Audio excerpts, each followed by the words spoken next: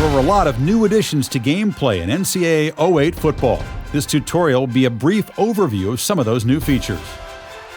At the college level, football boils down to a game of motivation. It's all about how much you want the win compared to your opponent.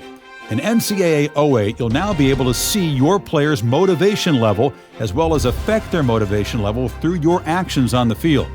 Take control of a player and make a play to boost their motivation level. Make enough plays with a guy and he'll become in the zone. Once a player is in the zone, he'll be playing at his highest possible level and be the guy looking to make the big play.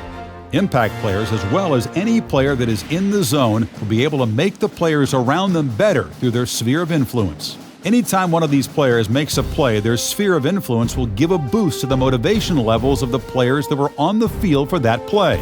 You're the 12th man out there. It's up to you to take control and get the most out of your players.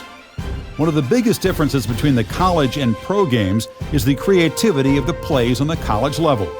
Every offense has a few trick plays up their sleeve that they're ready to pull out when the time is right. Here are some of the new plays you'll be able to run in NCAA 08 football. Taking a cue from the Boise State upset win over Oklahoma in the Fiesta Bowl, both the hook and lateral and the Statue of Liberty plays are new additions to this year. For the hook and lateral, you'll need to control both when to pass the first receiver for the hook and then pitch the ball to the receiver that is coming for the lateral. On the Statue of Liberty play, the CPU will control the quarterback for the play fake, and you will take control once the ball is in the hands of the running back. There are a number of additional new plays that will involve partial CPU control as well. The flea flicker play has the CPU handling the handoff to the running back and the pitch back to the quarterback. You will then have full control of the quarterback to throw to any receiver you choose. There are also certain plays that require a player to go in motion before the ball is snapped. For these plays, the CPU will automatically send the player in motion before the ball is snapped. Simply press the button to hike the ball, which will send the designated player in motion to a predetermined spot in the formation. Once he reaches his spot, the ball will be automatically snapped. In addition to the new plays, there were a number of new gameplay additions to this year's game.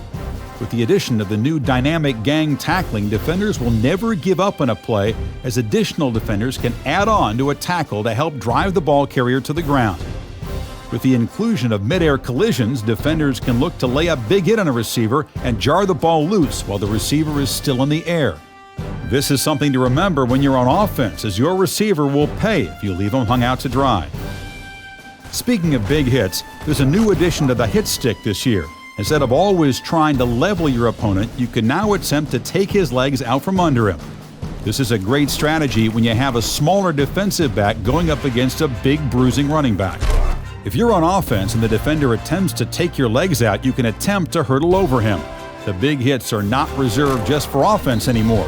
You can now take control of a player before the snap of the ball and clear the holes for the running back with the lead blocking controls. Be the fullback that clears out a linebacker, then switch over to the ball carrier as you work your way downfield. Well, there you have it. That's a brief rundown of some of the new gameplay features added to NCAA 08 football. To really get a feel of all the new features, get in the game and take control.